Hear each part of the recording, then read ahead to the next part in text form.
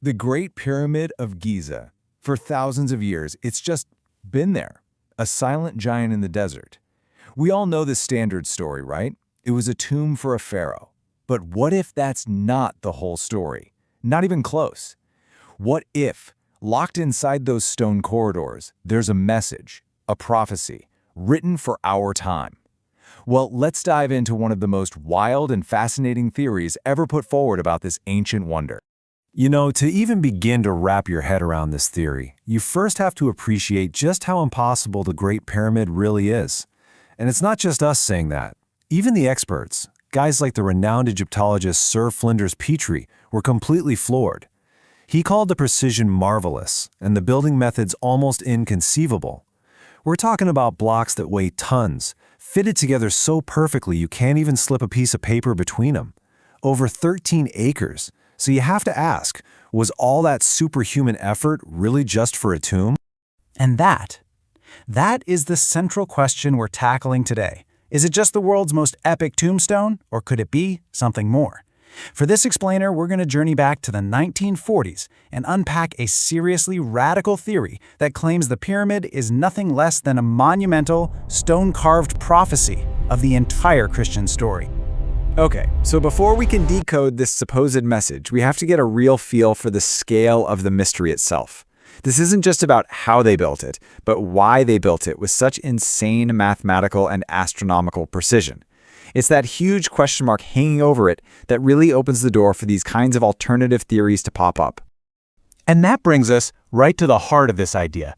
According to our source material, a book from 1943 called The Great Pyramid, Its Christian Message, the pyramid's dimensions aren't random at all. Not one bit. They're a deliberate, divinely inspired code. Every single passage, every chamber, every angle, it's all a piece of one massive puzzle. The author, a man named Adam Rutherford, actually gave this field of study a name, Pyramidology.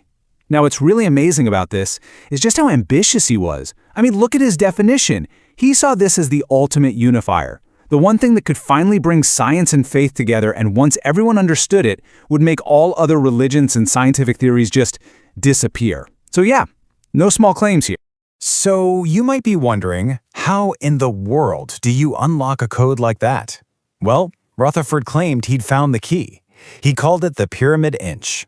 He was convinced it was the original, true unit of measurement. And get this, he pointed out that it was astonishingly close to the modern British inch. We're talking a difference of only 1/1000th of an inch. To him, there was no way that could be a coincidence. So this theory then takes three fundamental constants and weaves them together. First, you have pi, which you can find all over the pyramid's geometry, that represents the divine creator. Then you have the solar year, which is also encoded in its dimensions, and that signifies the message is all about us, about human history here on Earth. And finally, you have the inch. The inch is seen as the messenger, which, and this is where it gets pretty controversial, led Rutherford to believe that the message was specifically intended for the British and Anglo-Saxon people.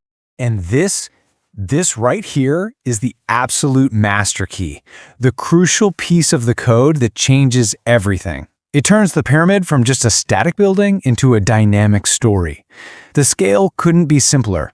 1 pyramid inch equals 1 year of time. And once you have that key, the pyramid's architecture suddenly becomes a book that you can read. Okay, so let's see how this actually works. Using this inch-to-year scale, Rutherford proceeds to map out the entire history of humanity, at least as it's told in the Bible, directly onto the pyramid's internal passageways. It's literally a timeline in stone. The method is actually pretty straightforward. You start at the entrance, and that marks your starting date. Then you just move through the passages, and for every inch you travel, 1 year goes by. The different passages symbolize different eras in God's plan, and the big chambers they lead into, well, those represent the final outcomes for each of those ages. And this is where it gets really mind-blowing. When you actually apply that scale, Rutherford found that major architectural points lined up perfectly with huge biblical events. The entrance, that corresponds to the pyramid's construction around 2623 BC. The beginning of the first ascending passage, that marks 1453 BC, the year of the Exodus from Egypt. the start of that magnificent Grand Gallery? AD 33, the year of the Crucifixion. And where does that huge gallery end? 1914, which he said marked the beginning of a great time of trouble. But the timeline wasn't enough. Oh no. The claims get even more specific, even more precise. The theory says that the exact angle of the main ascending passage, 26 degrees, 18 minutes, 9.7 seconds, is what Rutherford called the Christ angle. Why? Because if you were to draw a line from the pyramid at that exact angle, he claims it points directly to Bethlehem. But this prophecy doesn't just stay in the ancient past.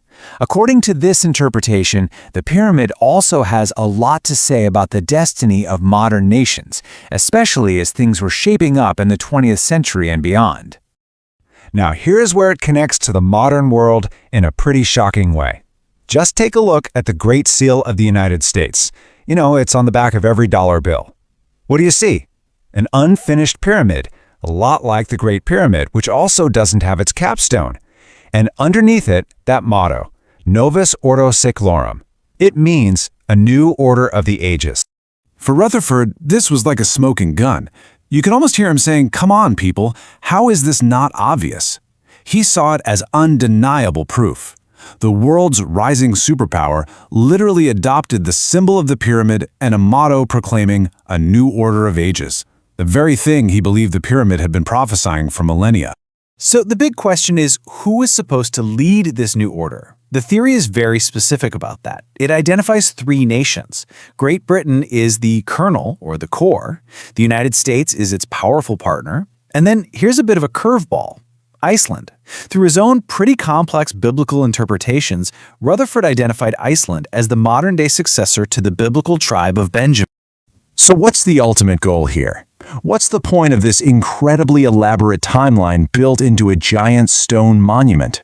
Well, according to the theory, the pyramid's entire message was designed for a scientific age, a time when humanity would need cold, hard, empirical proof before it would believe in a divine plan.